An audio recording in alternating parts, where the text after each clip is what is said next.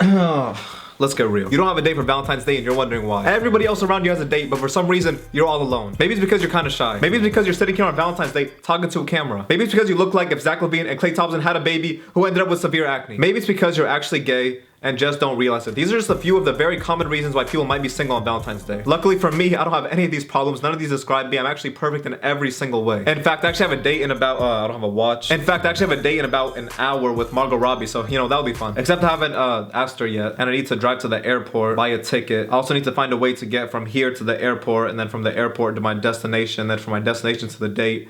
In an hour, which would be physically impossible because it takes over an hour for me to get from here to the airport. She's also married, so. But you know what? It'll work out. I need to learn how to fly. But this isn't about me. This is about you guys. It's about my viewers, my fans. Why you're single on Valentine's Day. Reason number one, you didn't ask anybody out. There are actually people who complain about not having a date for Valentine's Day when they didn't ask anybody out in the first place. I mean, did you think someone's gonna ask you out? Look at you.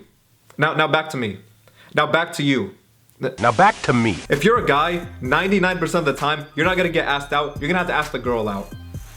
Unless you're Bruno Mars. If you're Bruno Mars, you just naturally attract women like they're magnets. I mean, this dude's teeth are wider than a Trump rally. His shirt costs more than my life. He could probably buy Valentine's Day. Like the day. He could buy February 14th. Can you imagine if a girl said no to Bruno Mars? Because I can't. My imagination can't be stretched that far. If a girl says no to Bruno Mars, she must be either clinically insane or Margot Robbie because she's mine. I call dibs and I'll see you in an hour. Reason number two for why you're single on Valentine's Day, and I want to put this in the nicest way possible.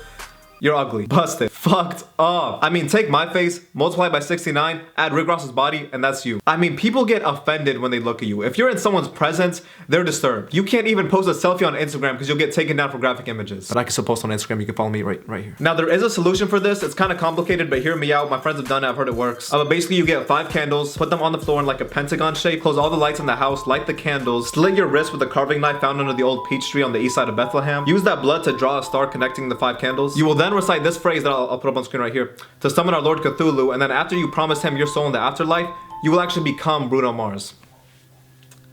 Or you can just like get a cool haircut. Reason number 3 for why you might be single on Valentine's Day is maybe you're not ugly and maybe you did ask the girl out for Valentine's Day, but maybe you didn't ask her out the right way. What, did you just walk up to her with some flowers, maybe one of those heart-shaped boxes of candy and say, will you be my Valentine? No, that's pathetic. A girl's not gonna say yes to you if she likes you. She's only gonna say yes if you put a physically impossible amount of time and effort into your proposal. Now here's personally what I would do in your position, which I'm not in because I have a date with Margot Robbie in an hour, like I'll see you. But here's what I would do if I was in your position. You see her down the hallway.